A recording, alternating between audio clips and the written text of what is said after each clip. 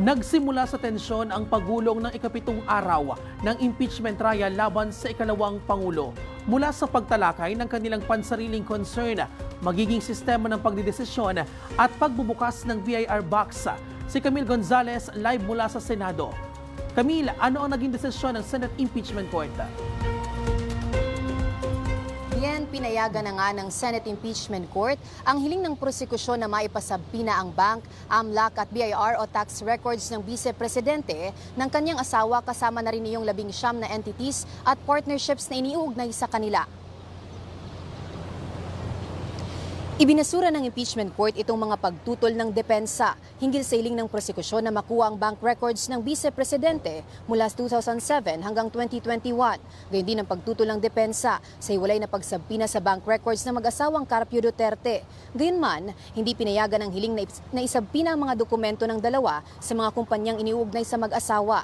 Mainit naman ang naging palitan ng mga argumento sa ikapitong araw ng impeachment trial ng Vice Presidente. Ilan sa mga pangunahing paksang tinalakay kanina ay ang posisyon ng prosekusyon at depensa sa kung dapat ba o hindi pahintulutan ng impeachment court ang mosyong isabpina ang BIR at AMLAC records ng pangalawang Pangulo. Nagsimula sa tensyon sa debate ng mga senator judge hinggil sa limitasyon ng mga opisyal sa pagtalakay ng kanilang personal concern sa loob ng impeachment court.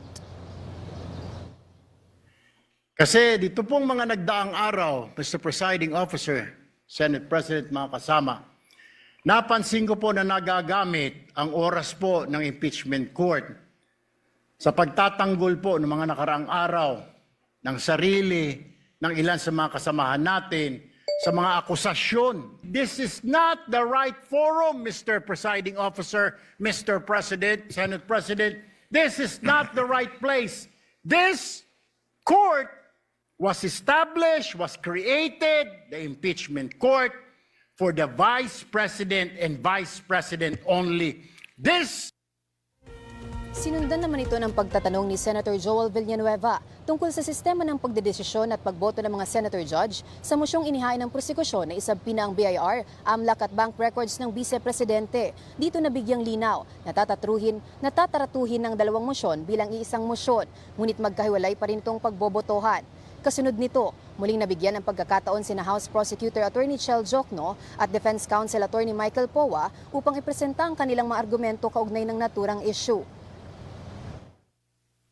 Kalakip ng due process ay ang bawat Karapatan ng respondent na maprotektahan ng batas.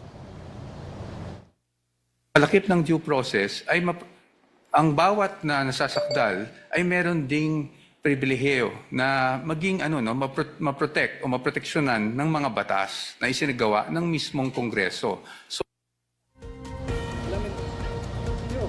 Iginit din nila na isa lamang itong fishing expedition at paglabag sa Section 8A of the Philippine Anti-Money Laundering Act ang disclosure ng AMLAC records ng BICE.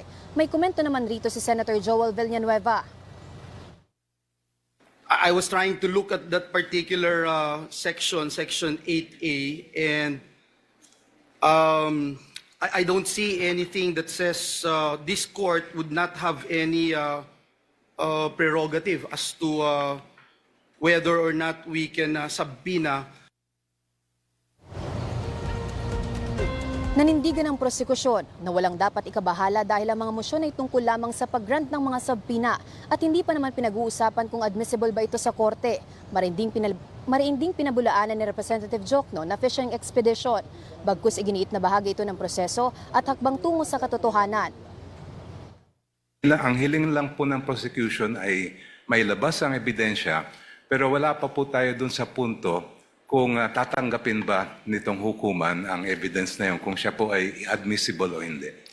Kung titingnan po natin yung mga jurisprudence pagdating sa unexplained wealth, klarong-klaro po na sinabi mismo ng Korte Suprema na kailangan makita yung buong larawan, hindi lamang po ng mga SALN na final ng isang lingkod bayan, kung hindi lahat ng kanyang kinita, both what we would call lawful and if there is. Biyan sa huli, sinabi ni Representative Chel Jokno na nasunod nila ang mga requirements noong due process na idinidiin ng depensa at hindi rin aniya magbabago ang posisyon ng prosekusyon na sa huli ang issue ng confidentiality ay hindi kailanman mananaig sa accountability. Bien? Ako po si Bien Manalo. Para maging updated, manatiling nakatutok sa Congress TV Digital at sa iba pa naming social media pages.